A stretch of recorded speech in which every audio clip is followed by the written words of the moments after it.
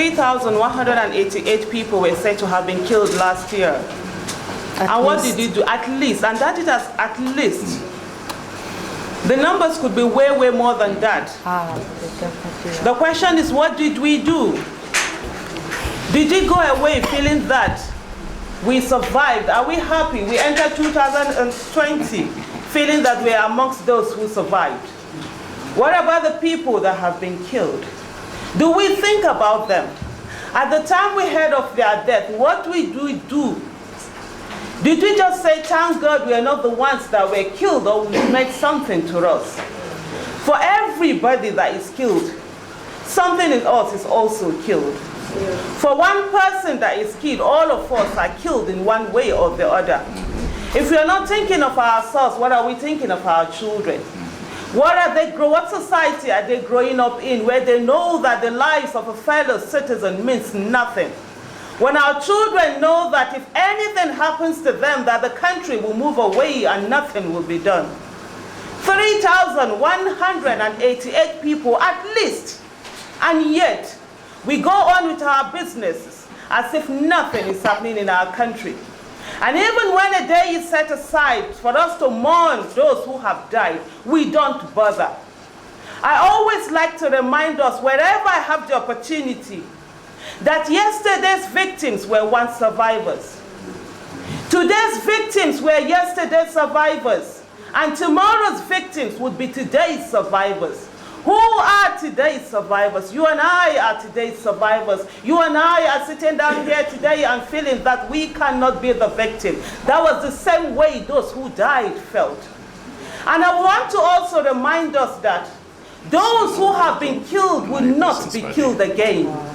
Those who have been killed would not be killed again. The next to be killed are those of us that are alive. You and I are the next target. And I tell you right now, as we sit right now, let's ask ourselves, is there anything being done for us not to be victims?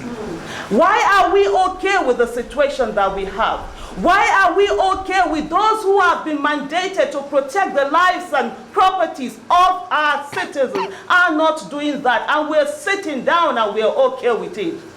Those who have died will never be able to make demands.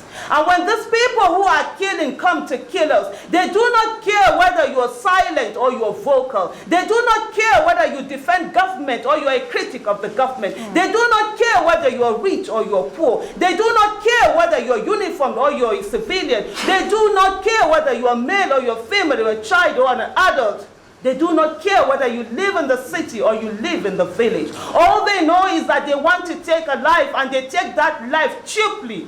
We must ensure that we make our lives expensive. Let them, when they come to take us, let them know that there's a nation behind us, that we go after them. And I tell you, right now, we do not have that. 1 out of 6 of our security, of the deaths are security agents. Do you know what that means?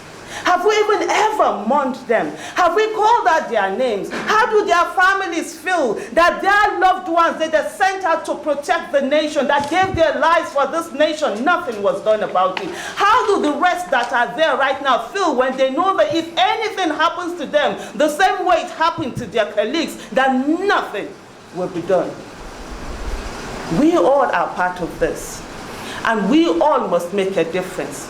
We all must say enough is enough. We all must say our lives are important. I know it's good to fast and pray. I know it's good to go to our churches and our mosques.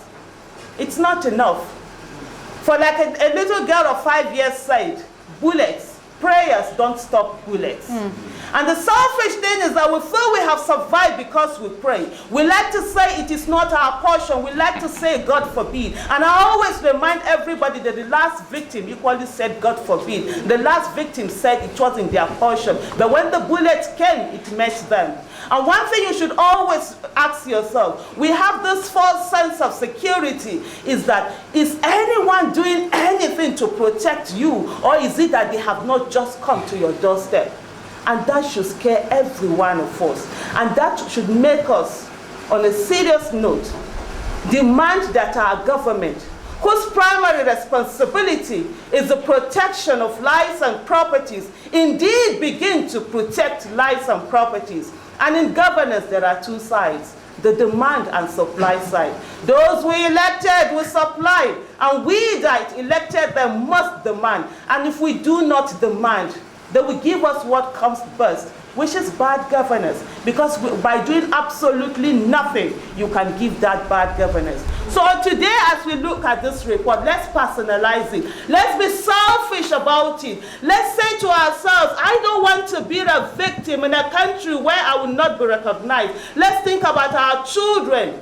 Because even inside our houses, we are not safe. If we don't keep talk now, when are we going to talk?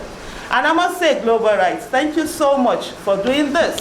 Thank you so much for reminding us that there are citizens just like us who look forward to seeing this day, but unfortunately they didn't. And sadly, we did nothing. We must let their deaths not be in vain. Let's take this home and make it personal and say never again should this happen in our nation.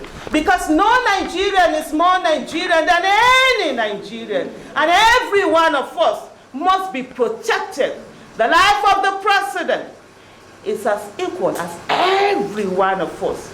And we all must be protected. Thank you very much.